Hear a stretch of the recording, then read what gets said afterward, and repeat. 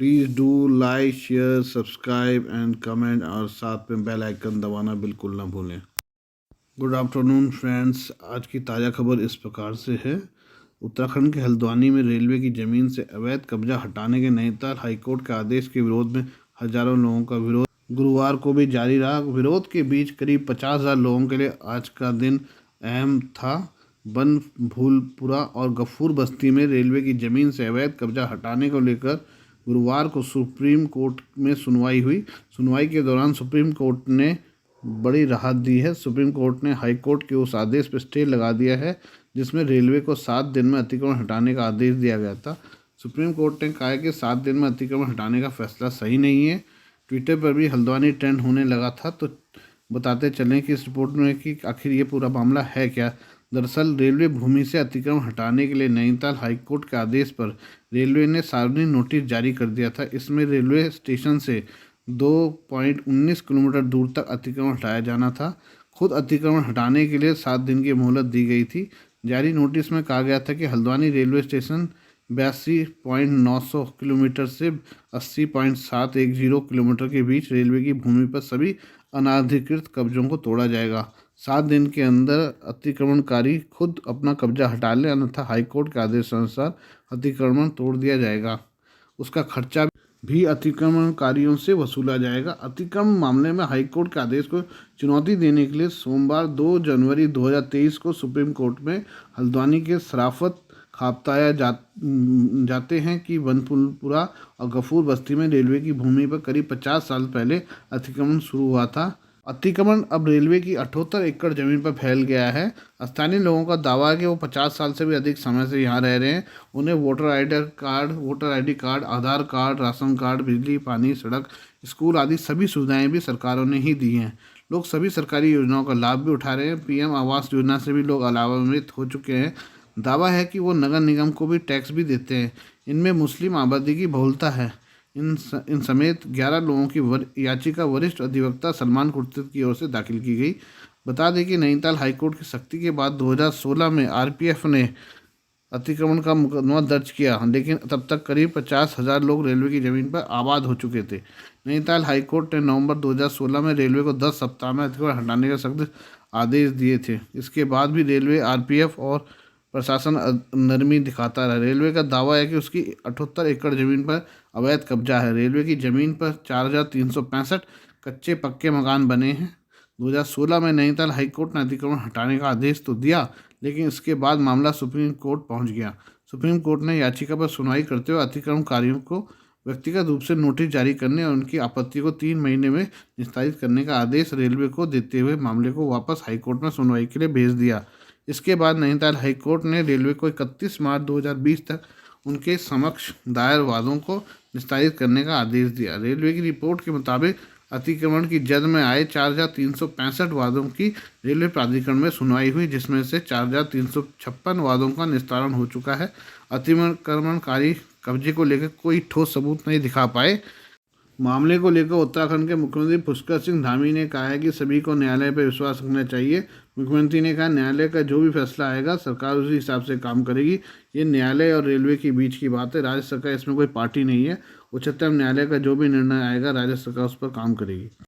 United kingdom और पाकिस्तान के संसद के सांसदों के कई प्रमुख सदस्यों ने गुरुवार को कश्मीरियों के स्वतंत्रता संग्राम का समर्थन जारी रखने की अपनी प्रतिज्ञा दोहराई और भारत के हिंदुत्व शासन के तहत कश्मीरियों की दुर्दशा को उजागर करने में कोई कसर नहीं छोड़ने की कसम खाई। आत्मनिर्णय के अधिकार दिवस के अवसर पर प्रवासी पाकिस्तानियों की एक बड़ी सभा को संबोधित करते हुए संसदीय समिति के पूर्व अध्यक्ष शहरयार खान अफरीदी, लॉर्ड कुर्बान हुसैन, लॉर्ड वाजिद हुसैन, ब्रिटेन के सांसद इमरान हुसैन, छाया मंत्री यास्मीन डार और अन्य ने शहरयार अफरीदी द्वारा आयोजित और ओवरसीज पाकिस्तान ग्लोबल फाउंडेशन द्वारा सहायता प्राप्त एक साधारण समारोह में कश्मीरियों के लिए अपने संघर्ष को आगे बढ़ाने की कसम खाई। प्रतिभागियों से बात करते हुए अफरीदी ने कहा कि कश्मीर उनके दिल के करीब है और अपने लोगों के लिए अपना संघर्ष जारी रखेंगे। खैबर पख्तूनख्वा के आदिवासी इलाकों से मेरे पूर्वज कश्मीर के स्वतंत्रता संग्राम में शामिल हुए थे। उन्हें कश्मीर मुद्दे के लिए अपना पसीना और खून दिया। मैं अपनी क्षमता से स्वतंत्रता आंदोलन का समर्थन करना जारी रखूँगा और हम कश्मीर लेकर ही रहेंगे। उससे हम नीचे, कश्मीर से नीचे कोई बात नहीं करेंगे। इन लोगों को पता होना चाहिए कि कश्मीर जो है भारत का अभिन्न अंग है और भारत जो है उसको 75 सालों से अपने पास रखा हुआ है और कोई उसमें जो है क्योंकि वो अभिन्न अंग होने के साथ साथ अब भारत ने उसमें से 370 भी हटा दी, जिससे कि वो और स्टेट की तरह ही एक सामान्य स्टेट स्थापित हो गई है। एयर इंडिया द्वारा दायर एक शिकायत के बाद बुधवार को शंकर मिश्रा पर मामला दर्ज किया गया है। घटना 26 नवंबर की बताई जा रही है। न्यूयॉर्क दिल्ली जाने वाली एयर इंडिया की फ्लाइट में कथित तौर पर एक महिला उसकी सहयात्री पर पेशाब करने वाले व्यक्ति की पहचान शंकर मिश्रा के रूप में वह मुंबई का निवासी है। एयरलाइन द्वारा शिकायत दर्ज कराने के बाद बुधवार को मिश्रा के खिलाफ मामला दर्ज किया गया। कथित तौर पर यह घटना 26 नवंबर को हुई थी, लेकिन एयरलाइन ने पुलिस को 28 दिसंबर को सूचित किया। गुरुवार को एयर इंडिया ने नागरिक उड्डयन नियामक डीजीसीए को एक रिपोर्ट भी सौंपी, जिसमें बताया गया कि 1 महीने से अधिक समय तक शिकायत दर्ज क्यों नहीं की गई। माना जाता है कि शंकर मिश्रा मुंबई से हैं, भारत में वेल्स फार्गो के उपाध्यक्ष के रूप में काम करते हैं, जो एक बहुराष्ट्रीय वित्तीय सेवा निगम है जिसका मुख्यालय कैलिफोर्निया, संयुक्त राज्य अमेरिका में है। मिश्रा पर दिल्ली पुलिस द्वारा यौन उत्पीड़न और अश्लीलता का आरोप लगाया गया है और उन्हें जल्द से जल्द गिरफ्तार किया जाएगा। एक बुजुर्ग महिला यात्री पर मिश्रा के अश्लील हरकत के आरोप में भारतीय दंड संहिता की धारा 354, 509 और 510 के साथ साथ भारतीय विमान अधिनियम की धारा 23 के तहत प्राथमिकी दर्ज की गई है। केंद्रीय गृह मंत्री अमित शाह आज मणिपुर में पूर्वोत्तर के पहले ओलंपिक पार्क सहित कई परियोजनाओं का शिलान्यास और उद्घाटन करेंगे। मणिपुर सरकार द्वारा निर्मित पूर्वोत्तर में पहला ओलंपिक पार्क संगाईथेल पहाड़ी पर स्थित है, जहां राज्य ओलंपियनों की मूर्तियां हैं। 1984 के लॉस एंजल्स ओलंपिक के बाद से मणिपुर ने हॉकी में 7, मुक्केबाजी और भारोत्तोलन से 4, जूडो से 3 और तीरंदाजी से 1 सहित 19 ओलंपियन दिए हैं। पार्क राज्य के भविष्य के ओलंपियनों की मूर्तियों को भी समायोजित करेगा। जूडो, भारोत्तोलन, मुक्केबाजी के लिए सैमसंग के परामर्श से विकसित एक प्रशिक्षण केंद्र भी पार्क में स्थापित किया जाएगा। पीएम मोदी की सरकार देश के अत्यधिक विनियमित शिक्षा क्षेत्र में आमूलचूल परिवर्तन पर जोर दे रही है।